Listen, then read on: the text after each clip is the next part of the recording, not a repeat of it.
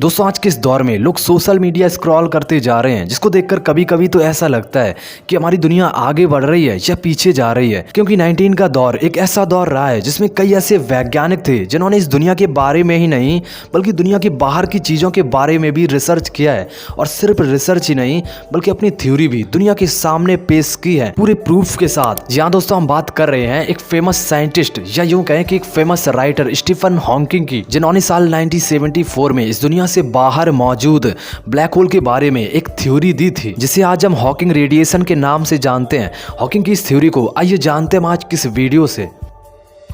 आज के ज़माने में जहाँ पर लोग सेलिब्रिटी के नाम पर नेताओं, हीरो हीरोइन और खिलाड़ियों को ही जानते हैं, तब स्टीफन हॉकिंग ने ब्लैक होल और रिलेटिविटी जैसी थ्योरी देकर इस दुनिया में अपनी एक खास पहचान बनाई थी। एक पल के लिए आपको ऐसा लगता होगा कि स्टीफन हॉकिंग अपने ज़माने में एक इंटेलिजेंट स्टूडेंट रहे होंगे, लेकिन इतिहास गवाह है कि जिस किसी भी साइंटिस्ट को स्टार्टिंग की एज में ऐसा कहा जाता था कि वो पागल हैं और वो अपनी लाइफ में कभी कुछ कर ही नहीं सकते, वो आगे चलकर इस दुनिया के लिए एक बेमिसाल साबित हुए हैं। ठीक वैसे ही स्टीफन हॉकिंग को 8 साल की उम्र तक पढ़ना तक नहीं आता था, फिर भी उनके जो क्लासमेट हैं वो उन्हें आइंस्टाइन कहकर बुलाते थे। जानते हो क्यों? क्योंकि उन्होंने अपनी टीन एज में ही एक कंप्यूटर बना दिया था। हॉकिंग को बचपन से एक ऐसी बीमारी हो गई थी जिसमें उनके शरीर की मांसपेशियां काम करना बंद कर गई थी। इस बीमारी को ALS कहते हैं, और जिसके चलते हॉकिंग पूरी तरह से व्हील चेयर पर ही रहते थे और बात करने के लिए वो कंप्यूटर का सहारा लेते थे। उनकी इस बीमारी को देखते हुए डॉक्टरों का ऐसा मानना था कि वो 5 साल से ज़्यादा जिंदा ही नहीं रह सकते, लेकिन उनकी ये भविष्यवाणी बाद में गलत साबित हुई क्योंकि उनकी मृत्यु 76 साल की उम्र में हुई थी। स्टीफन हॉकिंग ने अपने एक इंटरव्यू में बताया था कि मेरे हाथों ने जब काम करना बंद कर दिया था